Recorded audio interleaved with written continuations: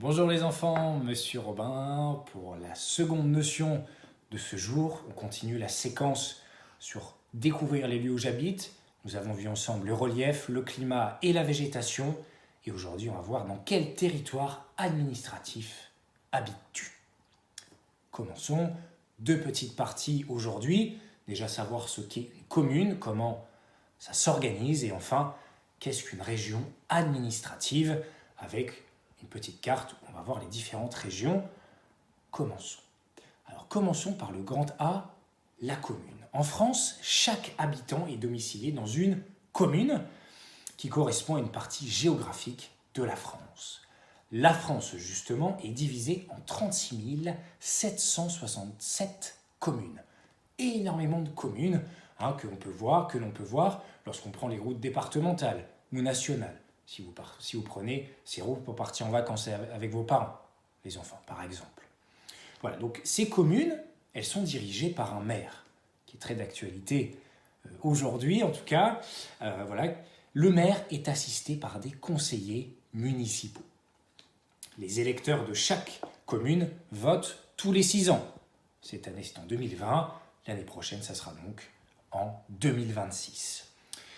Voilà, on choisit quoi pendant ces élections municipales? On choisit bien sûr le maire, qui va représenter notre commune.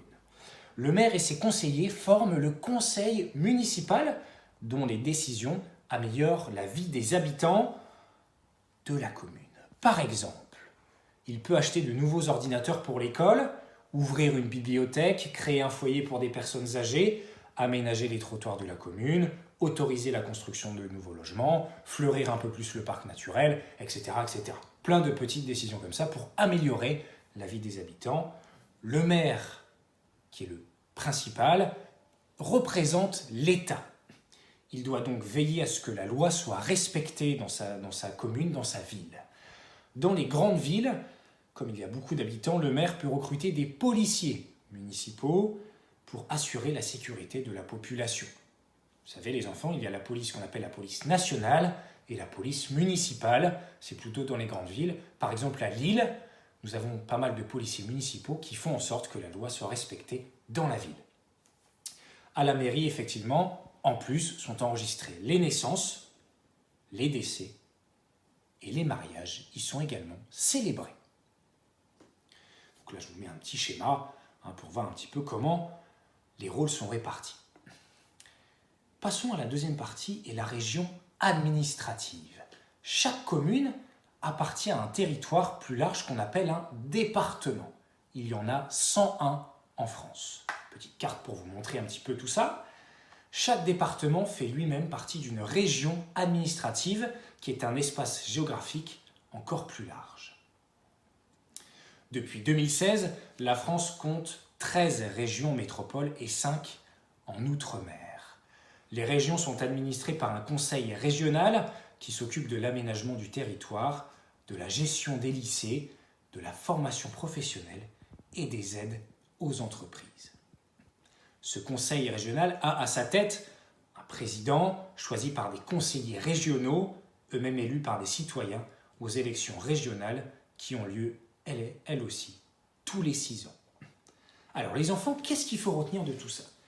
Eh bien, il faut retenir que chaque partie du territoire appartient à une division administrative de plus en plus grande. La plus petite est la commune, dirigée par un maire. La commune fait partie d'un ensemble plus grand appelé département. Enfin, chaque département appartient à une région administrative.